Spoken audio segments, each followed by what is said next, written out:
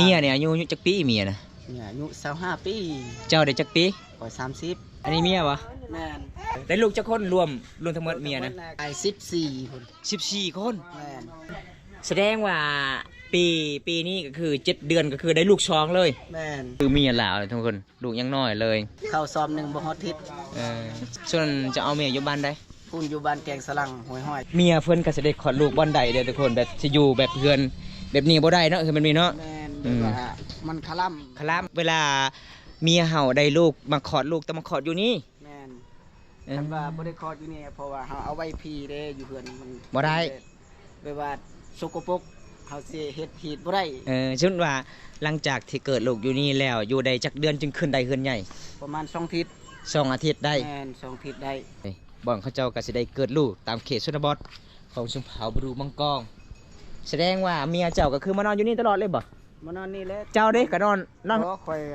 ขึ้นไปเบิ่งซื่อๆจอบเบิ่งซื่อๆระยะ3คืนข่อยบ่ปะบ่ทิมบ่ได้นอนบ่ได้รับเลย3คืนหลังจากวิทย์3มื้อ3คืนแล้วปะไปใส่ก็ได้7เดือนได้ลูก2คนเนาะแม่นเฮาก็สิได้ถามแบบเรื่องมันแปลก7เดือนได้ลูก2คนทุกคนเจ้านอนกับเมียแท้นี่คืนนึงมีจักเทื่อเจ้านอนแท้นะจักคืนนึงมี11 เทื่อ11เทื่อแม่นสอดแจ้งเลย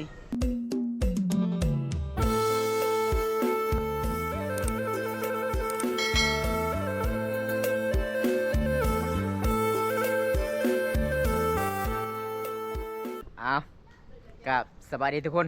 สบายดีบรรยากาศยามตอนบ่ายๆนะทุกคนนะทีมงานบาบอมตาทุกคนเด้7เดือนได้ลูก2คนเมื่อนี้บอมตาก็สิได้ไปถามทีมงานบาบอมตาเองเพื่อนเฮ็ดจังใดทุกคนเลยแล้วก็ได้ลูกหลายแท้พี่น้อง7เดือนได้ลูก2คนคือเพื่อนแบบพระเจ้าก็สิได้เกิดลูกได้บ่พี่น้องเพื่อนเขาเจ้าก็สิได้เกิดลูกแบบผู้หญิงก็เวลาเกิดลูกต้องมาอยู่เฮือนแบบนี้อันนี้เป็นเฮือนอยู่อันนี้ก็จะเป็นบ้านทีมงานของบ่าวตาเองในทุกคนเด้บ่าวตาก็ได้หยาดขึ้นเฮือนขึ้นศาลก่อน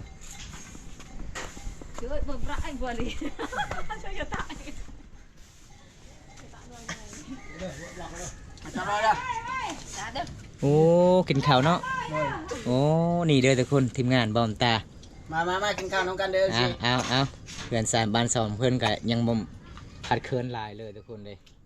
เมื่อนี้ก็คือบอมตากับมี FC หลายๆคนถามมาเป็นยังทีมงานบอมตาคือมาดกแท้ลูกสาวของเพิ่นลูกสายของเพิ่น7เดือนได้ลูก2คนโอ้พี่น้องมันแปลกเลยใต้ห้องนอนจ้ะนะอยู่นี่บ่ติบข้าวได้บ่มีบ่มีแต่มึงขาดแล้วทุกคนเลยสบายดี4ก่อนเด้อสบายดีสิสบายดีทุกคนอันนี้เมียบ่แม่นลูกให้เนาะโอ้ทุกคนเลย8เดือนเพิ่นยังน้อยเลยยังน้อยยังกันหูย่างนะเมียก็จะได้ลูกอีกก็เลยเจ้ากลับมาแต่นครหลวงก็คือเมียเจ้าจะได้ลูกแม่นกันสั่นบ่กลับดอกพุ่นว่าสิกลับเดือน10พุ่นก็เลย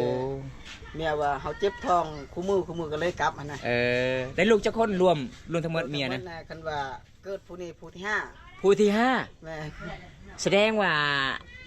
ปีนี้ก็คือ7เดือนก็คือได้ลูก2เลยแม่นโอ้ทุกคนเลยคันมันเกิดพาแฝดสิไข่แน่อันนี้เกิดคนละเดือนโอ้เป็นตาหัวเลยทุกคนเลยว่าบ่ได้สักยานะเพิ่นก็บ่ฮู้แต่ลูกบ่ได้กินนมเมียข่อย2 เดือนแม่นลูกก็บ่ได้กินนมมันสิกินได้ลูกส้มได้ลูกนมเพิ่นส้มเด้แสดงว่า7เดือน8เดือนจะได้ลูกแม่นได้ลูกอีกได้ลูกผู้ที่2ลูกผู้ที่2คำเป็นพาแพกและไข่เนาะไข่แน่อันนี้คันเขาเกิดพร้อมกันจะไข่กันอันนี้แบบว่าเกิดผู้โดยเอาทุกคนเอามานั่งอยู่นี่ก่อนทุกคนเดี๋ยวบอมตาก็สิได้สัมภาษณ์ทีมงานก่อนอันนี้เป็นเรื่องพ่อกันเป็นเรื่องแปลกทุกคนเด้แม่นแปลกเลยบ่ดงกับบ่ฮู้คือกันเด้บ่ดงเลยมันแปลกเด้ปกติกะปีละลูกเนาะอันนี้บ่ฮอดปีซ้ำคนละเดือนเลยคนละเดือนเลยเพราะว่าแบบมันแยกแต่เดือนเดียวนะก็นี่แหละแบบว่าเดือน8ปีกายนี่ก็เป็นผู้นึงก็คือว่าปีกายนี่บัดนี้เดือน8นี่ก็เป็นอีกแล้วโอ้ยยอมเลยเป็นเจ้าบ่คือว่าพันว่าสิได้ลูกเกิด7เดือนแล้วก็คือได้ลูกอีก บ่คิดเลยบ่ ได้ฟันเลยแบบว่า บ่แม่นเจ้ามีของดีบ่อ้าย บ่มี เจ้าก็สิได้เกียมเฮ็ดเฮือน แม่นเกือมเฮ็ดเฮือน ก็สิได้เกิดลูก แม่น อืม ว่าสิปลูกเฮือนน้อยเพราะว่า คันอยู่เฮือนนี่บ่ได้บ่ บ่ได้พ่อก็บ่ให้อยู่ อืม แบบว่าเพิ่นให้อยู่ตั้งนะ เฮ็ดเฮือนต่างหาก แม่นเฮ็ดเฮือนต่างหากเด็กก็ประมาณว่าอยากได้สังกะสีแต่ว่าบ่มีสังกะสีก็เลยเอาผ้าบัตรสิมุงเอา บ่มีเงินเนาะ แม่น เออ ไปเฮ็ดงานกับเงินก็บ่หลายมีแต่ได้ซื้อข้าวผักซื้อ เบิด ข้าวเบิด อืม เบิกไปก่อน5ล้าน เมียเนี่ยอายุจักปีเมียน่ะ เนี่ยอายุ25ปี เจ้าได้จักปี ข่อย30 เออเมีย 30ปีนี่แหละ เมีย เกิดปี97 เมีย25ปี แม่น เจ้า30ปี โดย โอ้เอาพี่น้องเอ้ยคนอื่นก็คือเขาเจ้าหาเงินหาค่ำแบบนี้คือสิรวยเนาะ แม่นเลย บัดเจ้าลูกป้า7 เดือนได้ลูกอีกทุกคนเลยดังคำพูดคือเมียหลาวเลยทุกคนลูกยังน้อยเลย อันนี้เป็นเรื่องจริงเลยทุกคนบ่แม่นบอมตาก็สิได้สร้างคอนเทนต์เอา แม่น อันนี้เป็นเพื่อนพ่อแม่บ่ แม่นเป็นเฮือนพ่อแม่ เพราะว่าเขาไล่มีข่อยตั้ง2-3ครั้งแล้วแต่ข่อยบ่ยอมลง พ่อแม่ไล่ออกได้เฮือน บ่ยอมลงบ่มีหยังบ่ยอมลงบ่มีเงินสิซื้อตะปูกับสังกะสีนี่แหละยอมอย่างเดียวนั่นแหละ สาเหตุหยังคือไอ้พ่อแม่เจ้าคือบ่ให้อยู่นํกัน สาเหตุบ่มีหยังเพราะว่าเขาซองมากับบ่คิดไอ้ต้นลูกนะบ่แม่นว่าคันว่าเขาบ่ได้คิดไอ้ต้นค่อยก็เขาบ่ได้เลี้ยงแต่เด็กเนาะ อืม อันนี้แบบว่าเขาบ่ถือกับลูกไผเขาจักเขาว่าในใดยังค่อยก็ยังบ่เข้าใจนํเขานะ ลูกพายกับไอ้พ่อไอ้แม่จะบ่ถือกันหนึ่งมาคนหนึงเฮือนเจ้าหลายบ่ แม่นลาย14คน 14 คน แม่น สินอนได้เฮือนน้อยๆแบบนี้นะ เขาไปนอนเฮือนคนอื่น เออ เฮือนนอนอยู่ในเฮือนนี่มีแต่ผู้ใดได้ครอบครัวแล้วผู้นั้นนอน เออ แล้วมาตื่นเช้ามาก็กินข้าวนํกันนี่แหละ โดย ข้าวซ้อมหนึงบ่ฮอดทิศ เออ สิกินได้ ส่วนจะเอาเมียอยู่บ้านใด พูนอยู่บ้านแกงสลังห้วยห้อยเขตทุนข้าม เมือง พีน เมืองพีนพุ่น แม่น โอ้พี่น้องเอ้ยเพิ่นก็สิได้ลูกสาวจากลูกสาวไปกวดเลยบ่ฮู้หมอเขาว่าลูกชายหรือสาว บ่กวดก็ได้ตามเบิ่งว่าผู้หญิงเด้อผู้หญิง โอ้ผู้หญิงตลอดเลย ตลอดเลยมีแต่ลูกชายผู้เดียว เออ ผู้เดียว ตอนลูกเจ้าแต่ทีนิดก็คือมันครบปีบ่หรือว่าจังใดหรือว่าแบบนี้คือกันตอนนั้นนะได้ลูกนะเมีย ครบ เจ้า ปี นะ คือกัน ครบปีเนาะ เปิดแบบนั้นน่ะนี่เราบ่ได้สักยาเด้ อืมเราบ่ฮู้เลยบ่ บ่ฮู้เลย พอดีเจ้าไปเฮ็ดงานอยู่ได้จักเดือนอยู่พุ่นน่ะ ข่อยอยู่ประมาณ2เดือน 2 เดือน 2เดือนแล้ว พอดีเมีย ท้องก่อนหน้าค่อยไปแล้ว พอดีเมียโทรมาบอกว่าขอยได้ลูกแล้วเด้อ แบบว่าค่อยสิเกิดลูกแล้วเพิ่นว่า เออ เจ็บคู่มือก็เลยกลับมันน่ะซั่นค่อยบ่กลับ เออ ไปหาเงินกับโอ้เขาก็ตัดตะพูตะพือนะหัวหน้าก็เงินเฮ็ดเป็นเดือนก็บ่ครบเดือนมันจ่าย โอ้โดยเอาทุกคนตอนนี้บอมตาก็สิพาบ่าวดงเพิ่นก็ไปเบิ่งบางเขาเจ้าก็สิได้แบบเมียเพิ่นก็สิได้คลอดลูกบ่อนใดเด้อทุกคนแบบสิอยู่แบบเพื่อนแบบนี้บ่ได้เนาะคือมันมีเนาะ แม่น อืม แบบว่ามันคล่ำ คลำพิธีบ่ แม่นคือพี่ โอ้อันนี้เฮือนไผนี่น่ะ อันนี้เงินน้องชาย น้องชายก็เอาเมีย เอาเมียแล้วผู้ร้อยผู้ล่ากับพูน อันนี้มาได้จะเฮ็ดนะ แม่นแหละผู้นี้อันนี้ แล้วเวลาเมียเห่าได้ลูกมาขอดลูกแต่มาขอดอยู่นี่ แม่นคันว่าบ่ได้คลอดอยู่นี่เพราะว่าเฮาเอาไว้พี่เด้อยู่เพื่อนมัน บ่ได้ แบบว่าสกปรกเฮาสิเฮ็ดผิดบ่ได้ เช่นว่าหลังจากที่เกิดลูกอยู่นี่แล้วอยู่ได้จักเดือนจึงขึ้นได้เฮือนใหญ่ ประมาณ2ทิศ 2 อาทิตย์ได้ แม่น2ทิศได้ โอ้แสดงว่าเจ้านี้เนาะไปใส่บ่ได้แล้วเนาะ ไปใส่บ่ได้มี เพราะว่า แต่ ลูก ไปแถวบ้านนี่ได้ เออ ไปแถวบ้าน หนึ่งมาลูกเจ้ายังน้อยเด้ แม่น 7 เดือน 8 เดือนก็สิได้ลูกอีกโอ้ข่อยบ่เชื่อดอกเจะมีของดีแน่นอน บ่มี อืม บ่อีหลีบ่มีเลย แล้วค่อยถามเด้อความจริงนี่เด้อ เออ คืนหนึงจักเทื่อเจ้านอนกับเมียนะ บางทีก็เท่านึงพอ ข่อยถามความจริงเด้อันนี้เด้ เรื่องเว้าเฮ็ดกิจกรรมนี่ครับบ่แห้งคือกัน กัน คื แล้ว อหนึง เหมือนกัน มีแต่เทื่อเดียวพอจบเลย จบเลย เออ แต่เป็นหยังคือบ่ฮอดเดือนบ่ฮอดใส่ก็ได้ลูก ก็นั่น อีก ล่ะว่าข้อยก็ยังบ่ฮู้จั ปกติก็คือปีหนึงได้ลูกเทื่อนึงอันนี้เป็นเดือนโลดได้ลูกอีกทุกคนเลย7 เดือนได้ลูกอีก ก็แม่นแล้วเนาะ อันนี้บ่ดนเนาะประมาณ บ่ดน ช่องวันที่ก็บ่ฮอด บ่ฮอดอาทิตย์เด้ บ่ฮอดอาทิตย์ดอกนี่ เออ เพิ่นแล้วก็เจ็บอยู่คู่มือ แม่ นั่นแหละค่อยกลับมาที่เวียงจันทน์นครหลวง ไอ้พ่อแม่จะไปใช้คือบ่เห็น ไปนอนหน้า เขาไปอยู่ป่าเลย 7 ปี8 ปีนี่แหละเขาบ่ได้กลับบ้าน แสดงว่าปะมีแต่ลูกอยู่เฮือนนี่ แม่น แล้วก็ลูกไผ่มานอนอยู่นี่ นอนอยู่นี้ลูกไผเพราะว่าเราอยู่เราออกไปนอนนาเราว่าบ่ดีทั้งคอยตั้งแต่เจ้าเอาเมียคอยบ่ดี ระเว้านะ เจ้า1 2มาแล้วเจ้าขี้คร้านก็แม่นของเราคอยขี้คร้านหรือบ่ได้เฮ็ดเวียกเลย แสดงว่าตอนนี้เจ้าคันมีช่างอาชีพเจ้าก็สิเฮ็ดทั้งห้างบ่ แม่น เจ้าสิผูกอยู่ไสจังเวลาเจ็ดอยู่นี่ นี่บนกอไผ่นี่คอย อยู่กอไผ่นี่ พูนอยู่กอไผ่ ทุกคนอันนี้ก็คือแบบเวลาเขาเจ้าก็จะได้ลูกน้อยได้มาเกิดลูกน้อยเขาเจ้าต้องเฮ็ดเฮือนแบบนี้ทุกคนเลยเห็นบ่แล้วก็มาเกิดในเฮือนใหญ่บ่ได้เกิดอยู่นี่แล้วประมาณ2 อาทิตย์แล้วก็ขึ้นเฮือนได้เนาะขึ้นเฮือนใหญ่เนาะนี่เดี๋ยวอำตาก็ได้อยากเข้าไปเบิ่งก่อนนะทุกคนเลยบ่อนเขาเจ้าก็สิได้เกิดลูกตามเขตชนบทของชุมเผาบรูมังกองโอ้แบบนี้ประมาณซำนี้แสดงว่าเมียเจ้าก็คือมานอนอยู่นี่ตลอดเลยบ่ มานอนนี่แหละ เจ้าเด้ก็นอน เพราะคอยขึ้นไปเบิ่งซื่อๆระยะ จอบเบิ่งซื่อ ระยะ3 คืนคอยบ่ป้าบ่ทิมบ่ได้นอนบ่ได้รับเลย3 คืน เจ้าก็ยามอยู่นี่แหละ แม่น เออ หลังจากวิทย์3 มื้อ3 คืนแล้วปะไปใส่ก็ได้มัน เออ แล้วก็เสียปะแท้ๆคันคอยสิไปเฮ็ดงานประมาณ2 อาทิตย์คอยไปได้ โดย ใช่นั้นแล้วคอยไปบ่ได้ โดย แต่ว่าตอนนี้ไปใส่บ่ได้แล้ว โอ้เป็นยังไงช่อง YouTube ผ่านกฎเกณฑ์อยู่บ่ ผ่านติดตามแล้ว ผู้ติดตามผ่านแล้ว ผ่านแล้วเรียก ชั่วโมง ไปแล้วชั่วโมงนี่แหละยังบ่ทัน ยังบ่ผ่านยังบ่ได้เงินข้ามเนาะ แม่ เฮ็ดมาเกือบเป็นปี เกือบปีแล้ว ก็เลยเจ้าก็ไปเฮ็ดงาน ไปเฮ็ดงาน ขาดเคินหลายเนาะ เทินไลน์แบบว่าบางทีคอยเอาลงบางทีคอยบ่ได้เอาลงคลิปนะ โอ้ มันเป็นเวลาศึกษาย่นตัวนี้แหละ โดย คันบ่ได้ไปเฮ็ดงานก็บ่มีข้าวกิน โอ้ทุกคนอันนี้คือทีมงานบอมตาทุกคนเพิ่นก็อยากได้สังกะสีอยากเฮ็ดเฮือนใหม่สมมุติว่าคันมีสังกะสีประมาณ20 แผ่นพอบ่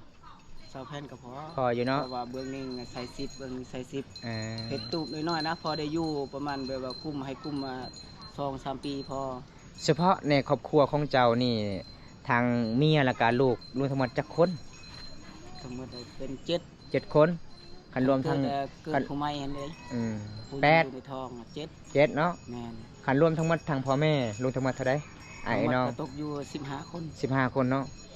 โอ้ทุกคนเลย ก็คือแบบเมียของเจ้านี่7 เดือนได้ลูกเทื่อนึงแสดงว่าบ่ฮอดปี บ่ฮอด 7 เดือนได้ลูก2 คนเนาะ แม่น 7 เดือนได้ลูก2 คน แล้วก็สมมุติว่าเจ้าบ่ได้ไปใส่มีแต่อยู่เฮือนอยู่ศาลตาสิถามแบบเรื่องที่มันแปลกพี่น้องถ้าผู้ใดก็ แนวมันแปลกกับ รับส้มแบบบ่เหมาะสมก็ขอโทษขออภัยทุกคนแบบเฮาก็สิได้ถามแบบเรื่องมันแปลก7 เดือนได้ลูก2 คนทุกคน เจ้านอนกับเมียแท้นี่คืนหนึงมีจักเทื่อเจ้านอนแท้นะ บอกขอโทษน้ำเนาะคันว่าได้นอนเลยดีก็มีแต่เทื่อนึงก็บางคืนก็เทื่อนึงบางเทื่อก็2 แต่ทุกมื้อบ่ แต่บ่ได้ทุกมื้อเป็นบางมื้อก็เฮาอยู่บ้านบ่ได้อยู่บ้านก็ไปแบบว่าหาไปหาคบหากินบางทีกลับบ้านบางทีบ่ได้กลับบ้านนะ เออ คือคนไปเฮ็ดงานนี่แหละเนาะคนไปเป็นเดือน เออก ลับมาก็ไผว่าบ่ได้เฮ็ดกิจกรรมกับเมียกับลูกกับเมีย เออ คือเขาว่าแล้วคันบ่เฮ็ดก็ไผสิอยู่นำเฮา เออแสดงว่าเจ้าไปเฮ็ดงาน2 เดือน 2 เดือน บัดนี้เมียโทรมาบอกว่าคอยได้ลูกเลยเด้อ ยังแล้วว่าข่อยเจ็บท้อง เจ็บท้อง แม่นแล้วว่าเจ็บท้อง สิขอดลูก สิขอลูกจากมื้อใด เออ ให้เจ้ามาก่อน แล้วเจ้าเชื่อบ่เมียเจ้าว่าได้ลูกเจ้า เจ้าว่าแล้วไผสิฮู้ เจ้าเฮ็ดงานเด้ ก็ ก็เชื่ออยู่เนาะ ก็เชื่อสิบ่เชื่อหรอกเพราะว่าเราท้องก็ค่อยไปก่อนค่อยสิไปเราก็ท้องแล้ว หนึ่งมาแบบครอบครัวเฮาเป็นทุกข์เป็นยากแล้วแม่น แม่น ผู้ใดสิมักเมียเฮาเนาะ แม่นแล้วว่าเพิ่นบ่ได้เอาเพิ่นบ่ได้มักไผสิมักคันว่าฮู้จักทางเรื่องหาเงินหาคำนี่บ่ว่าสิเอาเงินซื้อเมียก็ได้เขาเว้า เออ แต่ว่าเดี๋ยวนี้สิซื้อหยังก็บ่ได้ เออ ขนาดว่าสิซื้อเป็นนัวก็บ่มี อืมขอยแล้วคิดว่าเจ้าคือลุงตู่เพิ่นว่าคืนหนึง18 เทื่อ โอ้บ่มี บ่มีเนาะบ่แม่นจริงเนาะเนาะ มีแต่บ้านเฮามีผู้ดึง ผู้ใดผู้หนึ่ง คน แม่น บ้านเฮานี่แหละ แม่นแท้บ่ แม่นแท้ คืนหนึงจัก คืนหนึงมี11เทื่อ 11 เทื่อ แม่นสอดแจ้งเลย โอ้แล้วมีของดีบ่ มี โอ้ มีแท้แต่ว่าจากเราขายเลยจากหยังหรือว่าบ่เบิดแล้วบ่จักเนาะ เขาเอิ้นว่าเข้าไก่ เจ้าเป็นหมู่คู่กับลาวบ่ บ่ได้มี อ้าว มีแต่ เป็นหยัง เราเป็นแบบว่าเราเป็นรุ่นลุงรุ่นอายหั่นน่ะ นั่นแหละข่อยจึงบ่เชื่อเจ้า อันนี้ก็เขาเว้าเราก็เล่าเอาเองแหละ จะเว้าแท้บ่คืนหนึง11เทื่อ เขานั้นข่อยบ่ได้เป็น จะเว้าแท้บ่คืน แท้แหละ คืนหนึง11เทื่อเลยบ่ เขาเว้าแท้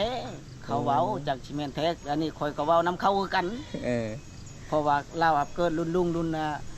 อ้าวเด้ แต่ลาวก็ได้ลูกดกคือกันบ่คือเจ้าบ่ บ่ได้ดุเราจักเป็นอะไรจักเขาลินบางได้บ่จักเลยเนาะ เจ้าก็แปลกเลยเนาะ แปลกแหละแต่ว่าตัวเองนี่บ่ได้มีของหยังพัดได้ลูกคันว่าลูกแฝดสิใครแน่อันนี้ลูกบ่ได้เป็นแฝดคนละเดือนอีก เห็นหยังก็บ่ได้เลย เฮ็ดหยังแล้วบ่ได้เว้ายังสิเว้าก็บ่ออกเลยเนาะจะว่าเลย โอ้บ่ได้แล้วทุกคนในทีมงานบอมตาเมื่อนั้นก็คือบอมตาไปเยี่ยมไปยามประมาณ8 โมงกลางมันเวียนยังเจ้ายังบ่ตื่นนอนข่อยเบิ่งมื้อนั้น ตื่นข่อย เจ้าเฮ็ดหยังนั่นน่ะมื้อนั้นน่ะ โอ้ยฝนตกไฟสิ โอ้ยบ่แม่นเนาะ อันนี้แหละทุกคนเด้สาเหตุที่เพิ่นก็คือได้ลูกน้อยตลอดเลยทุกคนบ่แม่นเพิ่นได้ลูกน้อยเมียเพิ่นได้ลูกน้อยเลยทุกคนเด้ ข่อยบ่ได้ลูก มื้อนั้นบอมตาไปยิงไปยาม9 โมงมาหาฮอดเดือนฮอดฉันยังบ่ลุกจากห้องนอน แล้วก็เลยบอมตาถามเจ้าเฮ็ดหยังเจ้านุ่งชงตอนนี้น่ะ แล้วว่าพ่นตกอีหยังมื้อนั้นแดดแห้งเลยทุกคนเด้โอ้แสดงว่าเจ้านี่จะเป็นหมู่คู่กับผู้นั้นแล้ว เป็นหมู่คู่กับหมู่บ่ได้ให้เฮาเด้อ บ่ให้บ่ บ่ให้ ถามข่าวเรื่องราวที่ทีมงานบอมตาได้ลูกเมียของทีมงานบอมตาได้ลูก7 เดือนได้ลูก2 คนทุกคนเป็นเรื่องจริง เป็นเรื่องครั้งแรกเรียกว่าในหมู่บ้านเนาะมีแต่เมียเจ้าผู้เดียวเนาะ แม่นมีแต่ ในหมู่บ้านทุกคน เล เลย ย บ่มี บ่มีเลย เพราะว่าลาวก็บ่ฮู้จักฮู้แต่ลูกบ่ได้กินนม เออก็คือแบบเฮือนเฮาทุกยากแน่เนาะ แม่น ทุกยากปากมองได้ลูกก็มาเกิดอีกทุกคนเลย คันว่าได้เงินได้คำแบบนี้เชื่อคงเขาสิรวยคือห แม่นคือสิรวยอยู่เอาต่อไปก็บอกเมียให้ไปซักโลดพอดีเอาหลายได้ เอาไล่ก็เลี้ยงบ่ได้เลย เลี้ยงบ่กุ้มเลยเพราะว่าช่วงนี้ก็ดินดอนตอนหญ้าก็บ่มีเฮ็ดให้เฮ็ดสวน แม่น เอาทุกคนเลยอันนี้คือทีมงานบอมตาเพิ่นก็อยากได้สังอาซีเฮ็ดเฮือนใหม่อยู่นำกันก็อยู่นำกันบ่ได้เนาะคนมันหลายทุกคนบ่แม่นเรื่องหยังทุกคนอยู่คนมันหลายก็เลยเพิ่นก็จะได้อยากเฮ็ดเฮือนทั้งหาดถ้ามีสังอาซีเพิ่นก็จะได้แยกอยู่เฮือนไอ้พ่อไอ้แม่เพราะว่าลูกเพิ่นก็หลายเมียเพิ่นก็ได้เกิดลูกตลอดเลย7 เดือน8 เดือนได้ลูก2 คนก็คือมันแปลกเรื่องมันแปลกเด้อพี่น้องจะได้บอมตาก็สิได้ปิดคลิปไว้ส่ำนี้ถ้าบ่ได้รับชมคลิปนี้ก็ให้อยู่ดีมีแฮงถ้าบ่ได้บ่มักรับชมที่บอมตาได้ถามข่าวเรื่องราวทีมงานบอมตาก็ขอโทษขอไปทุกคนเพราะว่าคลิปนี้ก็เป็นคลิปที่แบบเฮากะว้าวแบบมันเกินแน่ทุกคนขอโทษขอไปเป็นเรื่องจริงทุกคนบอมตาจะได้ถามเลยพี่น้องโอกาสหน้าพบกันใหม่เนาะจะได้ก็สู้ๆเด้อเป็นกำลังใจให้ ฝากส่องเบาดงในเด้อทุกคนเบาดงพอมกอง วิธีชนบทหรือคอนเทนต์ผู้สาวในทุกคน ฝากกดติดตามเนาะ โดย ขอ ฝาก ให้ กดไลค์กดแชร์ให้แน่ ขอให้ผ่านไม่ไหวทุกคนเลย โดย ขอให้เพิ่นมีสร้างรายได้พอได้ซื้อเกลือซื้อเสื้อผ้าให้ลูกสายลูกสาว แสดงว่าเจ้าได้ลูกสาวหลายเนาะ ลูกสาวกับ3แล้ว ลูกสายหนึง ลูกชายหนึ่ง แล้วมาเกิดอีกตัวนี้ ยังมาเกิดอีกตัวนี้คันว่าผู้หญิงก็เป็น4 สี่ โดย โอ้พอดีแล้วอย่าเอาหลายเจ้านายเจ้าเมียเจ้าก็เท่าหลายเลยได้ เท่าแล้วเนาะ เจ้ายังนุ่มตามไปเบิ่งกามคือเรมโบ โอ้ยคือระบบไป บ๊ายบายเนี่ย เอาบ๊ายบาย บ๊ายบายไปกันเด้อทุกคน พบกันใหม่ทุกคน